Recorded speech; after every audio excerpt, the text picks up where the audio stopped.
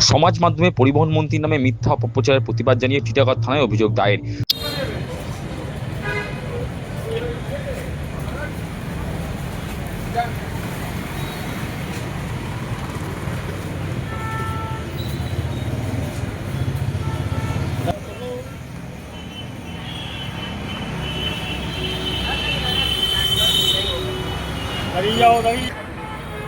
সমাজ মাধ্যমে পরিবহন মন্ত্রীর নামে মিথ্যা অপপ্রচারের প্রতিবাদ জানিয়ে টিটাগড় থানায় অভিযোগ দায়ের স্থানীয় বিজেপি নেতৃত্বের। প্রসঙ্গত, গত 6 জুলাই ডক্টর শ্যামাপ্রসাদ মুখোপাধ্যায়ের জন্মদিন উপলক্ষে পরিবহন মন্ত্রী টিটাগড় টাটাগেটে দলীয় কার্যালয়ে দলীয় পতাকা উত্তোলন করেন।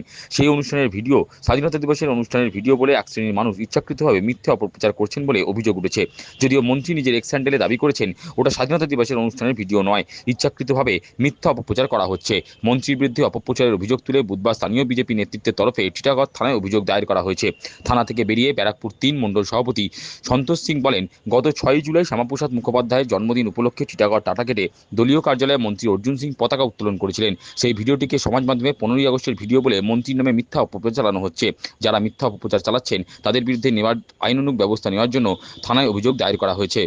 আমরা কমপ্লেন করতে এসেছি আমাদের মাননীয় শ্রম এবং পরিবহন মন্ত্রী অর্জুন সিং 6 জুলাই ডক্টর শ্যামাপ্রসাদ মুখার্জি জন্মদিন উপলক্ষে পার্টি অফিসে আমরা ফ্ল্যাগ হোস্টিং করাই। সেই ফ্ল্যাগ হোস্টিংকে ফেক এডিট করে 15ই আগস্টে বলে চালানো হচ্ছে, তাই আমরা থানাতে কমপ্লেন জানাতে এসেছি। এই ফেক নেগেটিভরা চালাচ্ছে সোশ্যাল মিডিয়াতে, তার বিরুদ্ধে। আর তারপরে ন্যাশনাল পার্টি কংগ্রেস নিজের এক্স হ্যান্ডেলে ওরা পোস্ট করেছে। তারপরে নেহা সিং রাঠোর, যেটা নিজেই একটা দেশদ্রোহী, সবসময় দেশের বিরুদ্ধে বলে, সে ফেক আইডিটাকে, ফেক পোস্টকে ওরা সোশ্যাল মিডিয়াতে চালাচ্ছে। তারপরে আরজেডি পার্টি, যে সবসময় দেশের বিরুদ্ধে থাকে, তাও এটা ফেক নেগেটিভ চালাতে চেষ্টা করছে। তাই জন্য আমরা আজকে থানায় এসে এফআইআর করলাম। সেই এফআইআর করে আমরা বলেছি কি যত শীঘ্রই হয় যে ফেক নেগেটিভ চালাচ্ছে তাকে অ্যারেস্ট করা হোক।